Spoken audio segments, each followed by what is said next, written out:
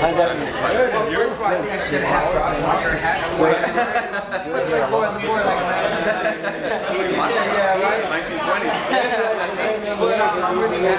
He's going to be great. He feels very comfortable here. Being at the office, he felt very happy about you and the whole environment. Richard taking up all my time, man.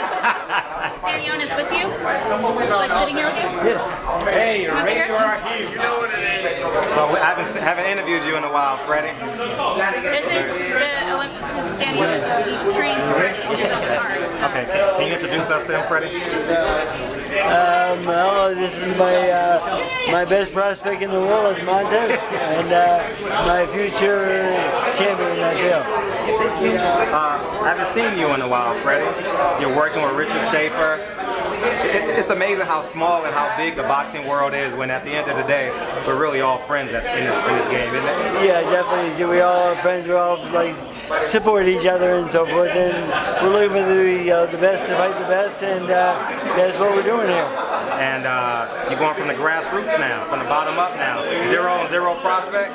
And you have the aspiration of taking him to the green belt. The thing is, I mean, this is the future of boxing, and we had 4 Olympians on the same show. It's going to be really exciting, a lot of talent, and I can't wait. I can't wait for him to show his skills to the world. And April 9th, you expect the first round knockout. What's the ideology going into a guy fighting his very first professional fight? What do you whisper in his ear? He's definitely he's ready for it. So I know that. So there's nothing really I have to whisper in his ear. Just go out there and have some fun and do your job, and that's what I intend to do out there. And we're not going to go out there looking for a first round knockout. If a knockout comes, that'll be a bonus. But the thing is, we're just going to show our skills and beat the guy every minute of every round. And I'll be remiss if I didn't ask you about Manny Pacquiao. What's going on? Where are y'all? We don't have a fight at this point. I did read yesterday he's going to fight in South Africa against Chris Van Heerden. I don't think that's true, but with him being in the Philippines and me being here, communication is a little bit difficult, and until I get the call to go to the Philippines and start training them, I don't think there's anything out there. There's nothing definite out there at this moment. It seems like you and Manny Pacquiao's camp and Bob Arum's camp are saying 2 different things, going in 2 different directions. Is that true? I interviewed Bob Arum a couple of weeks ago. He says Amir Khan is not fighting them, and Khan said you guys are fighting. Well, we heard that they were negotiating in Dubai, yes, but then Bob told me that it's not going to happen. And how can you negotiate a deal without the promoter? It's very difficult. So I don't know what's true and what's not true. I don't. Me and Manny don't talk on the phone every day and stuff like that. We don't talk on the phone at all. I see Manny, we respect each other. We go to work, we start training, no problems. And I'm just waiting for the phone call to come to the Philippines and start training for his next fight. But right now we don't have a fight. And Triple G beat Daniel Jacobs. What was your impression of that fight? It was a very good fight. I think Triple G got maybe a little bit exposed. A good boxer gets him a little bit of trouble. The guy was a very good boxer. I thought he did enough to win the fight, though. I thought the knockdown was enough to decide the factor in that. I did have him winning, but it was a good, close fight, and both talented guys. Where do they go from there? Where does Triple G go in your eye? He said he's going to try and get Billy Joe Saunders June 10th, and after that, if it doesn't work out with Canelo, they go up to 68. Is that a good idea to go up to 68, or stay at 60? The thing is, if you want to be a great fighter, all great fighters dominate different weight divisions on the way up. And so I'm surprised that he hasn't gone up already. I think he should be at light heavyweight, knocking on the door and fighting for the light heavyweight title, because I think he's that good a puncher and he's talented enough to deal with those guys. And did you hear anything about? Did you hear the Virgil Hunter interview where Virgil Hunter said he'll go down to 168? I didn't hear that, but the thing is, I don't know if he has to do that, but the thing is, it would be a great fight though. Maybe one of the best boxers in the world against one of the best punchers in the world. That's a very, very good matchup. That's a dream fight that every matchmaker in the world would like to put together. And Errol Spence is confirmed May 27th, Kell Brooks. Yep. You love Errol Spence. I've asked you 10 to 15 times. You told me he did well with Adrian Broner. You've seen him at every weight capacity. How do you foresee that fight going? I like Spence a lot in the fight. I mean, he's a great fighter. One of the best prospects in the world today. And I pick him to win the fight. But again, he's in maybe his toughest fight so far. And this is a very, very good test for him. Okay, last question. Did you hear Virgil Hunter say in an interview that the catch weight stuff and the draining, he says, you guys invented that or created with the Manny Pacquiao. Did you hear that? We didn't invent it, but it's something in boxing that is very popular now because it's not illegal and you can negotiate different fights in different ways. I don't really like catchweight fights. I like fighters to fight at whatever division they're in. I like to fight at that weight. And maybe we invented it and stuff like that, but it wasn't really meant to change the world. Appreciate you, Brandon. Rob, I gotta admit, I laughed my ass off when I saw you walk in this gym. I was like, that is the most viral boxing video. And I was walking like, oh shit, am I gonna get kicked out? But the first thing, I don't even see him around, but the first thing I got from one of the guys that was out there, he's like, welcome here. You're an inspiration to us. You're a great trainer. So I feel good. And, No bad blood. Nah, not at all. And your brother was on Showtime, so I gotta ask, is it Flanagan or Linares? Who would you prefer? Look, Flanagan still has a fight on the 8th, April 8th, and he's in a tough fight against Peter Petrov. So we don't know what's going to happen there. Anything could happen. So right now, as of right now, I think it could be Linares because that's the fight Mikey wants. But if we can't work something out with Linares, then we'll wait for the winner of Flanagan, Peter Petrov, and we'll go from there. And boxing fans are clamoring. Many boxing experts believe that Mikey Garcia has a chance to be the next pay-per-view star. When is he going to make his big LA debut in a big fight? I know maybe you want to see it, but I know I don't want to go to Vegas no more to see Mikey Garcia fight. I want to see him fight in his backyard. I think it's going to be his next fight. That's the plan, His next fight, if it's Linares or Flanagan, Peter Petrov, we don't know. Unless something bigger than that happens and the fight belongs in Vegas, then we'd have to do it in Vegas. But as of right now, the plan is to bring Mikey to LA in his next fight. My last question for everybody goes, you said bigger. In your head, you didn't say the name, but you said bigger. Any 2 or 3 fighters you have that may be bigger than Linares? Well, there's not only 2 or 3. There's quite a few, but the fights that could make sense to me, and like I said, only in a perfect boxing world, the fight I would make would be against Pacquiao. That's the fight I would make because I think Mikey's skills-wise, power is there. I think Mikey has a good shot. I'm not saying it's going to be easy, and it would also be big for Pacquiao. I think it would do numbers a lot better than he's done against Jesse Vargas or even Timothy Bradley. I think Mikey versus Pacquiao would do good numbers. It would be a great fight. If Mikey wins, then Mikey becomes the next pay-per-view star. And if Manny wins, then Manny beat a solid fighter, solid champion, and Manny's still the world, the champion of world champion, and still the best welterweight in the division. What are your thoughts when your brother called out Keith Thurman? Well, we at first we thought it was he was just playing around, but he really meant it. I know when my dad told him, "What are you talking about? There's forget about it." Mikey explained to my dad, and he really meant it. Mikey doesn't want to just take easy fights, and they offered him a date in June to fight here in LA, and they gave him a name. He's a former world champion, a guy that solid guy, former world champion. And Mikey said that fight doesn't mean anything to me. I'm passing on that one. I want big fights. So Mikey's not going to fight unless it's a unification title against Linares or Flanagan, Pedro Petro, whatever it is, or maybe move up in weight and challenge somebody at 140 or even 147. That's the way I see it. Unless there's nothing available, then Mike's going to have to take whatever's out there. But right now, Mike's plans are to fight everybody, the best in boxing. You are familiar with Chavez Jr.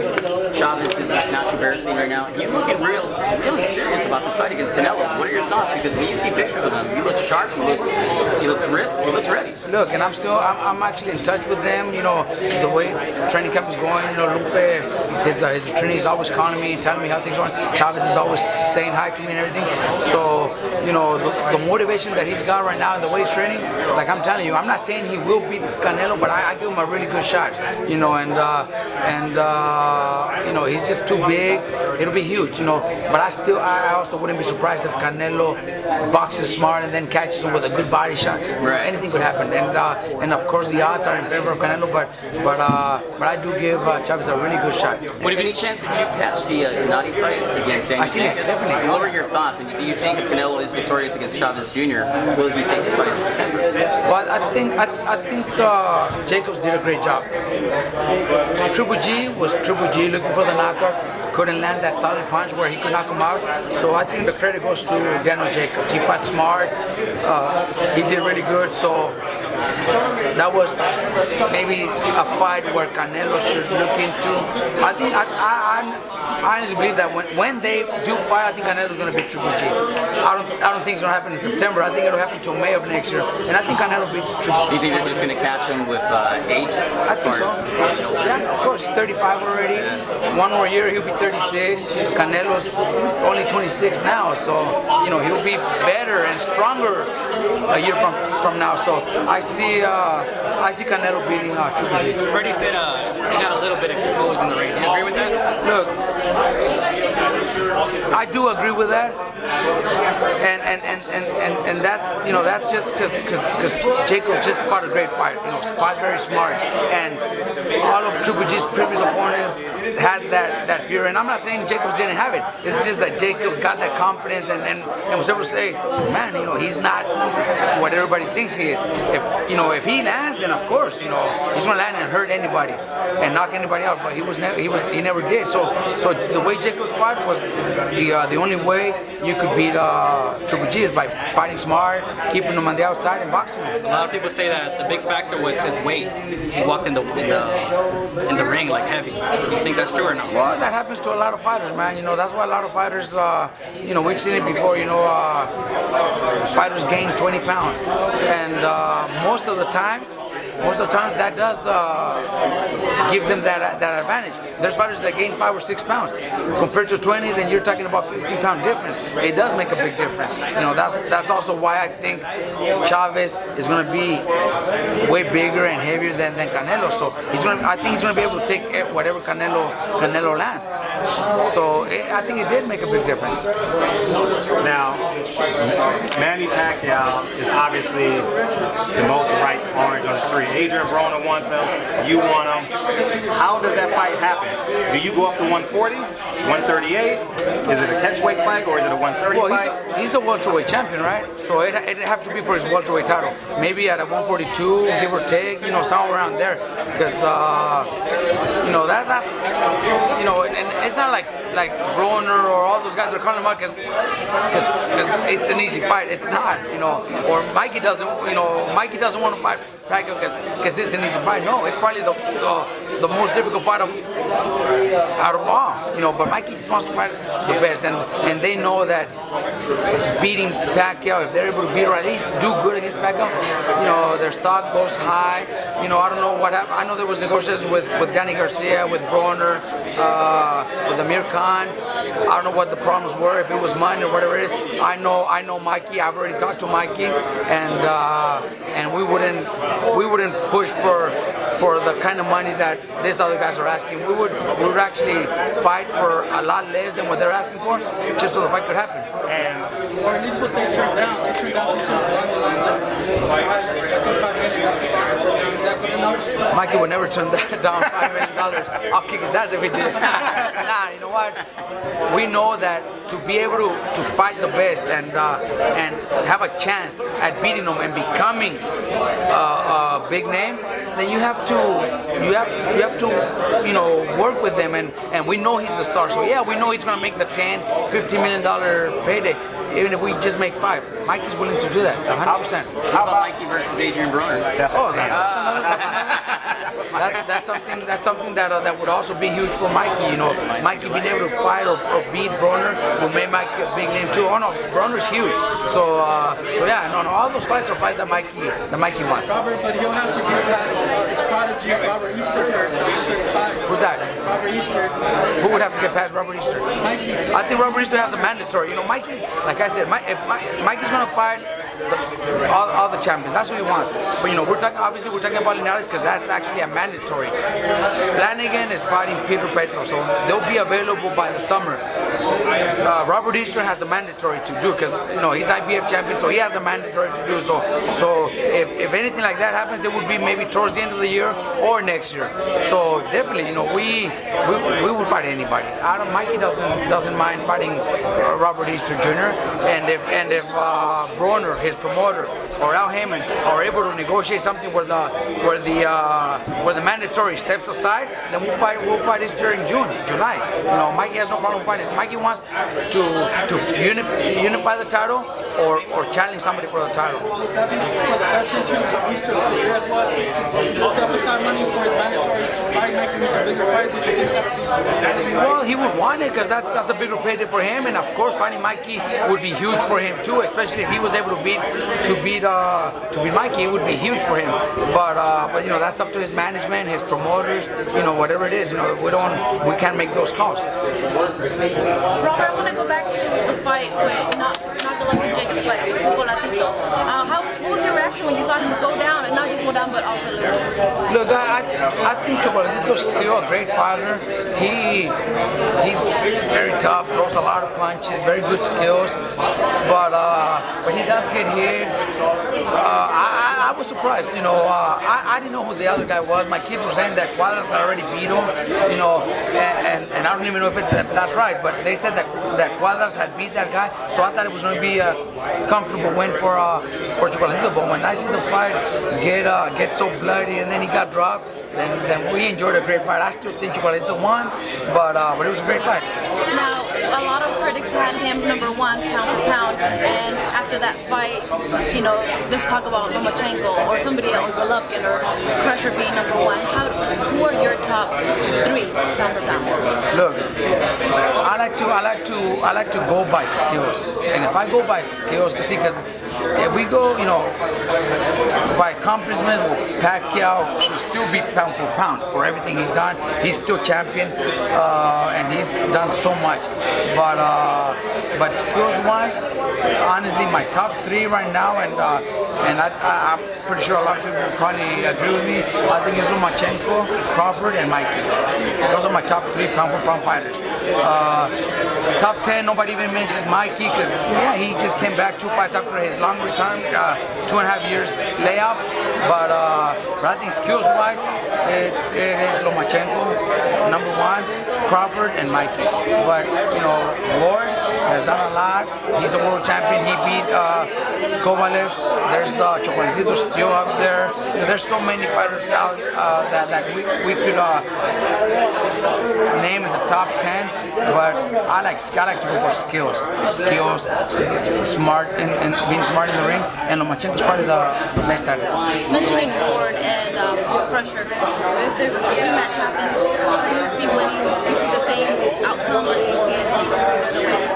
Well, I don't, you know, if we see the same outcome, I think it'd be another controversial decision because being there, I was okay with Ward winning. But then when I went back home and seen the fight again, I think Kovalev won. It was close, but I think Kovalev won. I think in the rematch, Ward will make some adjustments. I think Ward's that smart, that fighter that's very smart and could make a big difference in the rematch. Kovalev is Kovalev. I think Kovalev would actually just continue putting pressure and aiming for that power shot and try to knock him out.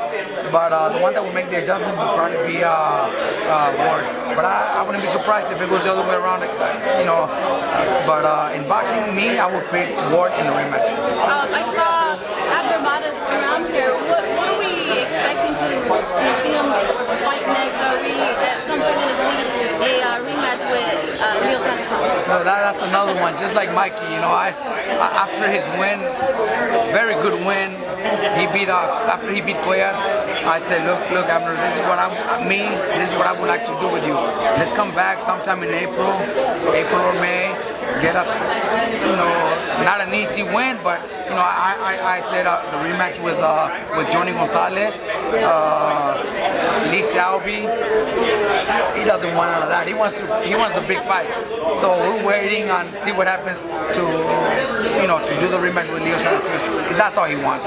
He doesn't want to wait. He doesn't want to take a fight in between. Me, like I said, this was my first fight with him, so I wouldn't mind having one or two more before the big one. But he wants to wait for the big one, and that's the way he is. So I don't blame him either. You know, he wants to fight Leo, and I think that's what's going to happen. I don't know when, but it should happen in the next few months. Now, you said you picked Mikey Garcia over Andre Ward. I got to ask you why. You said Lomachenko, Crawford, Mikey Garcia, and you said Ward is up there. Why wouldn't you put Ward in the top 5, or maybe the pound for pound versus Lomachenko, Terrence Crawford, or Mikey Garcia? You know, why? Because he didn't look too good against Kovalev. Even though he beat him, even though they gave him the decision, I don't think he looked very good. He got dropped. I don't think he looked very good. You know, he has. He won the tournament. He's beat a lot of big names. So yes, he probably belongs in the top 5. But I said, me personally, my top 3, Lomachenko has looked great. I don't think there's, except for Salido a couple years ago. But besides that, he's looked sensational. So has what's his name? Terrence Crawford. Every time he fights, whoever it is, maybe he hasn't fought that top big name out there, but it doesn't matter. Whoever he fights, he looks really good.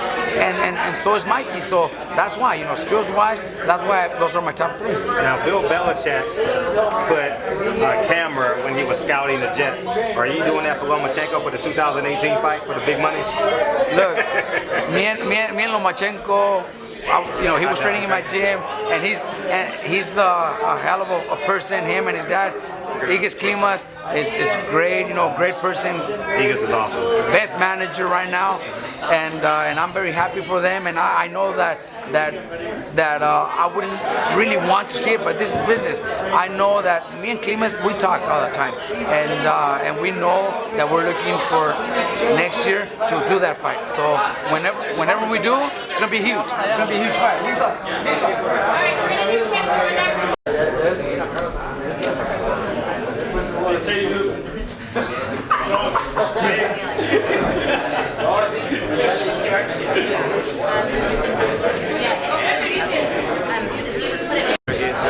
Garcia, one of the best trainers in the world, so it shows you how committed he is. His manager is Abner Mares, Mexican Olympian himself, so right there you see these guys are really surrounding themselves with a strong team. And then there is somebody who was just turned 18, who was actually in the Olympic cycle for 4 years, for the next Olympics. The number one amateur, and in the United States, a tall, lanky kid. His name is Money Powell. He's going to be on the card as well. Money Powell IV, a great grandfather, father, and him. They're all Money. I mean, you don't make this up. This is actually his name, and it's sort of like, really interesting to see for me to come back in boxing, starting a new company and I've known a little bit about money. My first career was in the banking business with money, right? And then I was in the boxing business with Floyd Money Mayweather, and now I start my new company, and guess what? Who walks across? Who do I find somewhere on the border between Georgia and Alabama? I find this guy who, a tall young kid, reminds me of a haggler, as nice and as polite as they come, and his name is Money. I mean, Money is his name. It's a sign. So it's a sign. It's a sign, and I love it.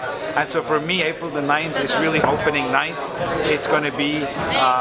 It's the night where we're going to let these guys loose, and they're here to make history. Tell me, Richard, you were involved in two of the biggest pay-per-views in history. Is the pay-per-view becoming irrelevant?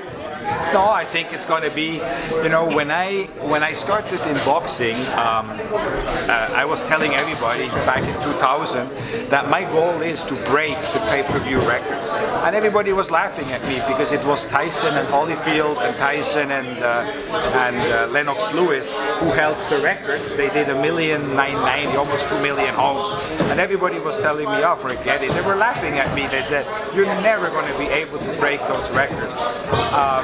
Because those were heavyweights, this was a different time, you know, the pay-per-view business is not the same. And guess what? We broke the records. And I am going to break those records again. The pay-per-view business is not dead, but you need to have the right product, the right date, you need to have the right partners, the right promotion, the right activations. There's a science to promoting pay-per-view, and not everybody knows that science. Triple G is a curious case. He could fill Madison Square Garden with a great fight, but his pay-per-views don't sell. I mean, what do you think is going on there? I mean, well, you know, I was actually thinking I would love to guarantee Triple G a number of pay-per-views and then work on the upside, because I think that Triple G can become a big pay-per-view star. And you know, he connected for a long time with the Mexican audience as well. I think they moved away from that a little bit. Remember when everybody was talking about Mexican style? Mexican style? When have you heard the last time Mexican style? But you know, this is just one example. I'm not going to give you all of the examples what I would do, because I mean, you need to get paid. Yeah. But believe me, I would know how to promote Triple G. How do you revitalize the pay-per-view business in general? Being that now you have the menace of Periscope and Facebook and all that. I mean, how do you revitalize it? Well, I think you need to embrace these new technologies. You need to work with them, and you need to see how can you use those new technologies to your advantage. Okay. Tell me about Canelo Chavez. I mean, being that everybody, the fans wanted Triple G the Canelo, and then sports-wise it doesn't make much sense because Chavez hasn't really, you know, been around in the last years. Would you have made that fight? Yes. Yeah. You mean the Chavez? The Chavez Canelo before Triple G? Yeah, I would have, because in the end of the day, it's a big fight, it's big money, and why not? You know, and Canelo has earned the right to fight whoever the hell he wants to fight. You know, I mean, let him go, and it's his time to make money, and if that's the fight where he can make money, then good for him. Do you think, obviously a lot of people say Canelo's the favorite because he's been active and his talent, but tell me, isn't it high risk for him fighting a guy that has nothing to lose, and then he has everything to lose? That's always high risk, and you know, when you look at the press conference, it was like boy against man. I mean, Chavez is like a giant compared to Canelo, and you know, in the beginning, everybody said, "Oh, easy fight for Canelo, easy fight for Canelo." I think people have changed that a little bit because they see how serious Chavez is taking it, and Chavez is in shape. He's training hard. Chavez has a great chin. Chavez has a great punch. So you know, it's not going to be easy. And Chavez has a lot of pride, and it's not going to be an easy fight for Canelo. So who do you think is going to win? Chavez. Chavez? Yes. Because the weight? and I'm a big Canelo fan. Well, you were there I the day Canelo one? and so on. But I believe that Chavez is going to win the fight. And it's because of the weight? It's about he can take a punch, he can dish out the punch, the size is going to wear down Canelo, so I think it's going to be a fascinating fight. Thank you, sir. Appreciate it. Thank you so Now, much. you mentioned Money Powell. I had a chance to meet his father, Money Powell, for MP3. And his freaking highlight reel, Mr. Schaeffer, is freaking unbelievable. Roy Jones couldn't have done a better job in his highlight reel. No, he's absolutely amazing. And having had an opportunity to meet him, how polite the father is, how polite the son is. I mean, just an absolute pleasure to work with, and just that they don't come better than that. Now, April 9th, you're putting on a card. Do you plan on doing this? Is this a monthly thing you want to do in LA? Or is this just a one-time to get your future stars in front of the LA media? Well, I want to have them do their debut in LA, but I want them to be back in LA, not necessarily on a monthly basis. I think it's important that some of those guys get exposure outside of LA as well. But I do want to have Carlos Balderos particularly sort of become the king of LA. There was always that one fighter who sort of was LA, was Southern California, was California, and right now we don't have that. We had Oscar, there was Fernando Vargas, and before that there were so many other great fighters which fought at the legendary Grand Olympic Auditorium. Right now you don't really have that fighter, and I think Carlos is going to be able to fill those shoes and grow from there to become a global star, a global superstar. Now, there's a lot of uncertainty in boxing, meaning that when everyone asks for the pound for pound list, everyone has a different answer. Who do you foresee as the next big man coming up in boxing? It's very easy, very easy, very easy. I have no question about it. It's a California guy, of course, and his name is Mikey Garcia. I mean, this is a guy, when you listen to him, very intelligent. He really understands it. Charismatic. He can fight.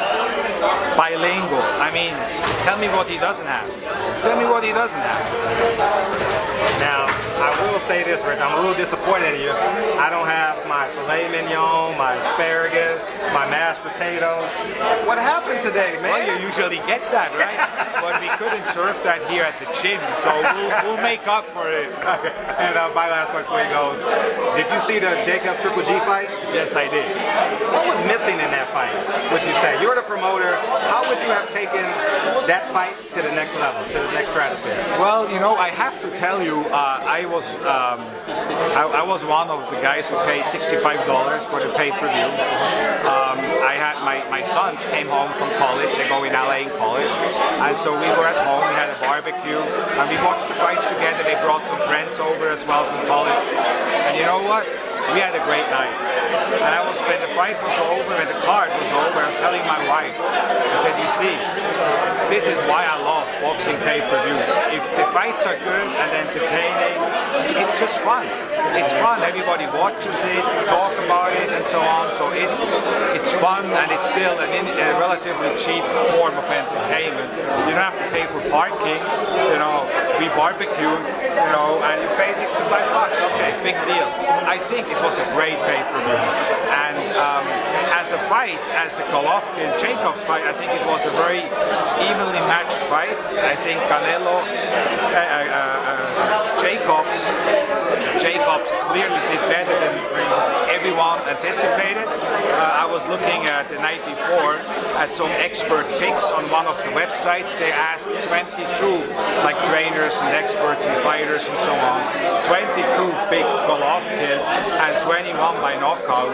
So, Danny did fantastic, and I think Golovkin in his last few fights, truth be told, he has peaked a little bit. Let's be honest. It's not the same Golovkin we saw a couple of years ago, right? So, I think that made the fight even, but I think it was very entertaining. Thank you, Rich. This young lady drove from Santa Maria and she has to get back on the Just sign here.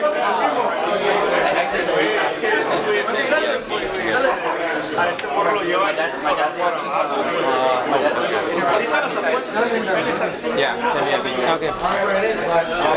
last time I spoke to you, Abner, I asked you about your last promotion company. Oh yeah, I remember that. The shit went viral, and you said it was like working at McDonald's, right?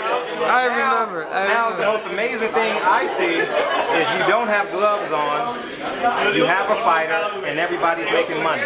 Can you talk about that? And Rodriguez stepping into the ring for his first time in his Okay, career. first let's talk. Let's mention. Let's keep it at my fighter now. I work as a manager now. I manage Misael Rodriguez and Chino Rodriguez, who is an ex-Olympian boxer from Mexico who brought bronze medal. Really nice kid, likable, great personality, great charisma, great division. He's in the middleweight, and he will be debuting April 9th on a Sunday at the Noble Club in downtown LA Live. He used to be known as the Nokia Club. Now is known as the Noble Club, and you can expect big things from him. He's a firework type of fighter. He brings excitement. He has great power, and I'm happy to be a manager now and be helping kids get to where they want to get, which is the world title and big money, like we talked about. What do you tell a fighter who stepped into the ring for the first time as a professional, and you say, well, there's no headgear now, brother? You know what? Those are things that you don't want to put into young fighters' head. Hey, you might feel, our punch. Don't get scared.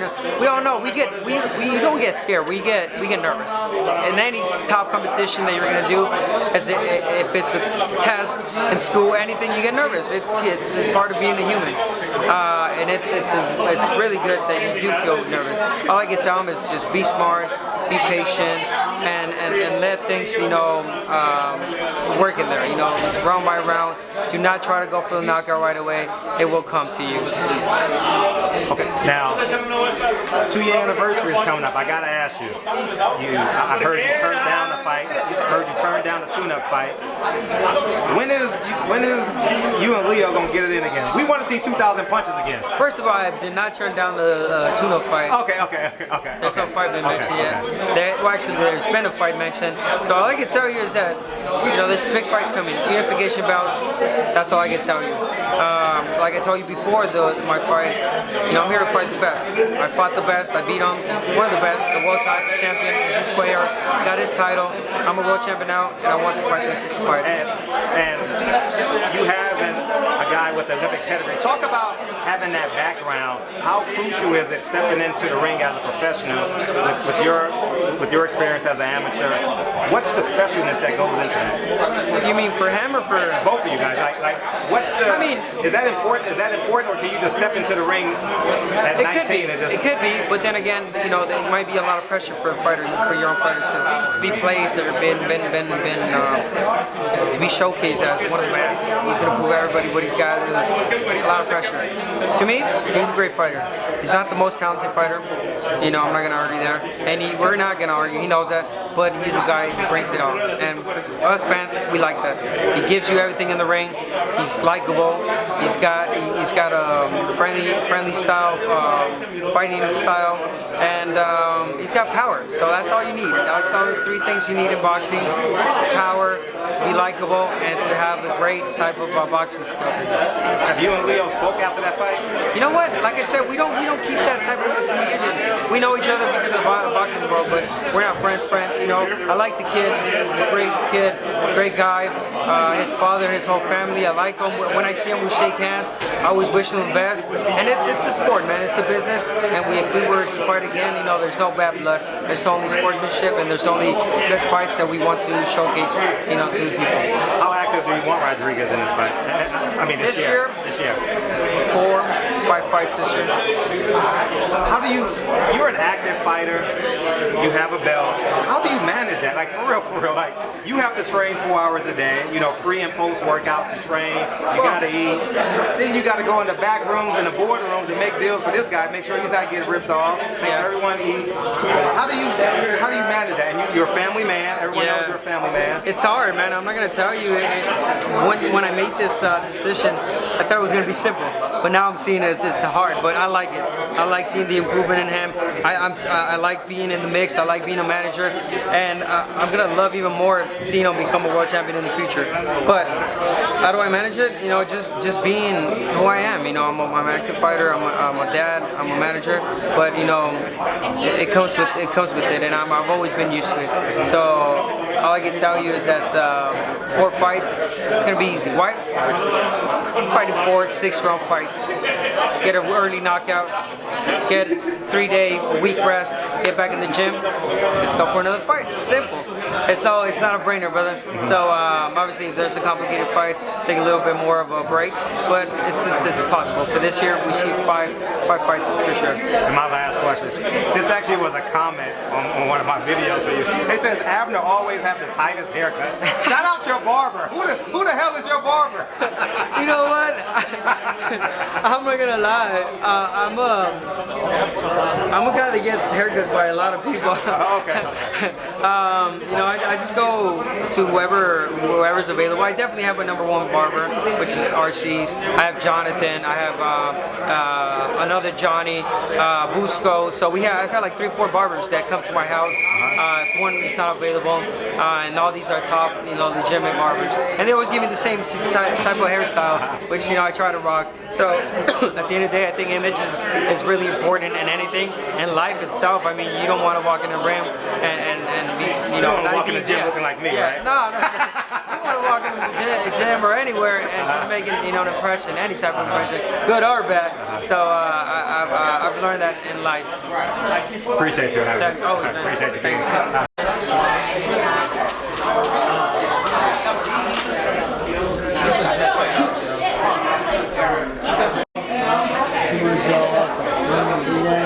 Because if it happens in that September. Hey, Freddie, I gotta ask you. Robert Garcia is in your gym, man. No problem. Amir Khan was here last week. No, I let him train. Yeah, that's funny. That's He funny. said, do I have to go upstairs? I said, no, you can sit down here. I don't care about stuff like that. I mean, it's just like when our fighters fight each other, we're both very competitive. That's, you know, right now we don't have any fights. There's no pressure, there's no tension. But if Manny was fighting Mikey, that could change. And rumor has it that he would love to have that fight. Mike Garcia would love to have Manny Pacquiao. I would love that one too. Why don't y'all make the deal now? Because I'm not a promoter. Want us to introduce you? He's literally like 5 feet away from you. We can bring him over. It's like that's Aaron's job, and my job is getting Manny ready for whoever they put in front of me. What do you think about a possible Garcia-Lomachenko match? I would really like to see that. Maybe like 2 of the best fighter boxers in the world. It's a very interesting fight. That's a great match. I never had that one. I usually put fights like that together in my head, but I haven't thought of that one yet. That is a great fight. But then on the other card, we'll go with. You know, I always wanted him to fight Lomachenko. Pacquiao. No. Garcia. The Cuban. Guillermo Rigondeaux. How good is Rigondeaux? Rigondeaux is great, but he doesn't have a great chin. But he knows that and he protects it. He's been down many times in like training and stuff like that, but he doesn't have a great chin. But he's been down in a couple times in fights and so forth. But he's a great puncher, and he's like he seems better. Defensively, he's a genius. What about a bout with, like, let's say Lomachenko versus Gamboa? How would that play out? You're gonna be great. I couldn't pick a winner in that one, but whoever shows up has a good night, you know. But it's a great fight. You were saying Guillermo's been down a few times for training. You've had him for a little while. So did that happen here in sparring? Yeah, he got knocked out by a 14-year-old kid one time, but then and then he goes in the fight and kills his opponent. But I mean, he's I think the best thing is that he's aware that he doesn't have a great chin. That's why his defense is so sound. I mean, he is a great defensive fighter. I mean, he really is. But if you fight somebody that comes at him, he will counter punch and look great. But the thing is, the matchmakers are putting him with other boxers, and he's just ordinary with other boxers because that's not what he does best. Spence and Caltruck. I like Spence, but the thing is, it's a very good test right now for him, and I think he'll shine with. I think he'll win that fight by knockout. But I like Spence, but it's a good test for him. I mean, it's about time. He needs to step up. How was that sparring session with Broner and Earl Spence? Spence didn't knock him out. He was on his feet. He didn't know where he was for a moment. He's a little wobbly, but he didn't go down. And then he wanted to finish the sparring session so badly.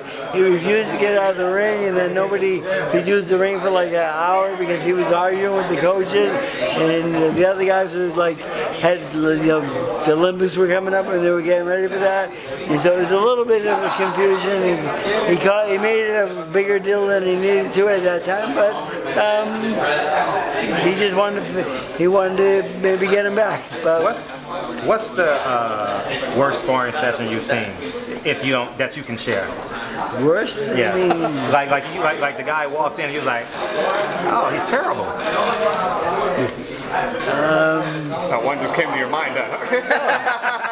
He smiled like, yes, I got it. I had a guy, we call him Can't See Me, because we don't know where he was punching on the back and stuff like this, because he never hit it, and he wanted to box with James Toney one day. That might be the worst boxing match. He just stared out the window after he got knocked out, and just was amazed that happened to him. But people off the streets like that, they come, little strangers come once in a while, but I can't really put them in there anymore because now I get in trouble for that. Any pros besides the Adrian Broner sparring that you may have seen you like not so good? Well, that you can share. The thing is, Broner was doing well. He just got caught. So I mean, it wasn't like somebody was killing him. It just he made a nice move and pivoted over and he hit him with that right hook, and that's one of his best punches. And it happens in boxing, I mean, I get knocked down in sparring a couple of times in my life, but it's just Johnny. No. White Lightning. It was Brown. I forget his last name. It was a while ago. He's a prospect coming up. Real fast hands. We talk back. Go back in the '80s. Yeah, you weren't born yet. What do you remember from the sparring between Mikey Garcia and Manny Pacquiao? Pacquiao was in his prime when they sparred. I was actually upstairs. Barbara was just telling me this is his first time here in the bottom gym. What do you recall from the sparring between Mikey Garcia and Pacquiao, being that the people kind of want to see that fight? It was very competitive. Pacquiao was at that time Pacquiao was a bit of a killer and doing really well with sparring, but Garcia held his own with him. It was very good for both fighters. I mean, nothing happened that wasn't supposed to, but it was a good sparring session. Jorge Linares was sparring Pacquiao around that time as well. Yeah. Who was more impressive with Pacquiao at that time, being that he was in his prime? He was just as you said. Yeah, Pacquiao, Linares, who was more impressive in that sparring session? Well, Linares was doing real well, and then it's funny because Linares did really well with me, probably maybe dead even with Manny at one point, and then like 6 to 8 months later, he came back and Pacquiao knocked him out. Linares? And he never did that to Mikey, anything close to that to Mikey. No. And now, with that being said, how would you see a fight between Jorge Linares and Mikey Garcia? They seem to be in a crash course towards each other sometime in the summer or July. That's a great fight. I mean, you've got one of the best boxers in the world. I mean, the technician. I don't think, he probably doesn't have the best chin either in the world, because the one fight I had him with, I think he got knocked down in a couple times, but the thing is, and Mike Garcia is an up-and-coming kid, good puncher. Looks like a very good prospect. I wasn't a big fan of his, but his last fight, he showed me he can fight. His last fight was, I changed my mind. I didn't like him before that. I thought he was just okay, but he's more than okay. He's become a very good fighter. I mean, that layoff, I don't know if it was good or bad, but it didn't hurt. It didn't hurt him, it seems. One fight he looks great, and another he could look like he did in the DeMarco fight, where he really doesn't want to fight when things get real hard in there. Does he have mental lapses, would you say? Hard for me to say without knowing. I don't know him that well, you know. I'm sure his brother would know better. Who's Manny Pacquiao's toughest sparring partner, would you say? Toughest sparring partner? You can name a couple.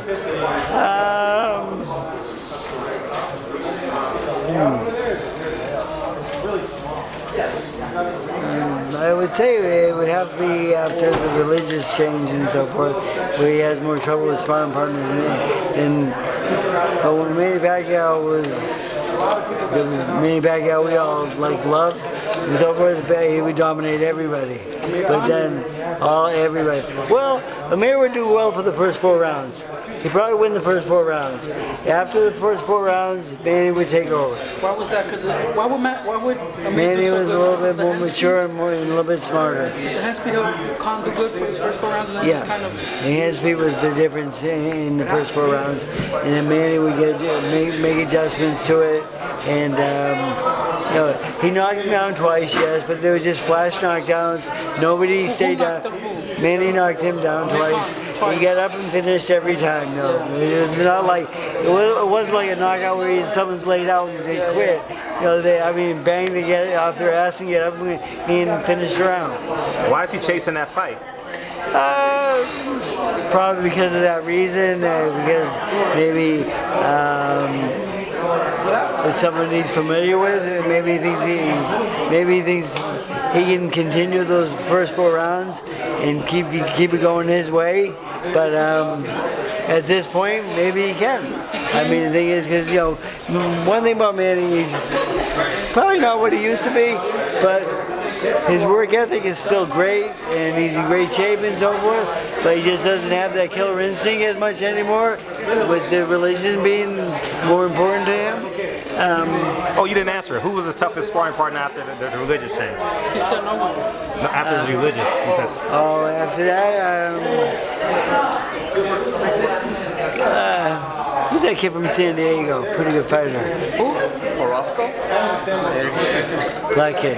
Kravanikov? Black kid from San Diego. He went into kickboxing a little bit. Sergey Lipinets? No.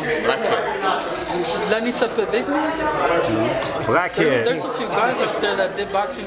Maybe, yeah. He does a little bit of both, but San Diego kid.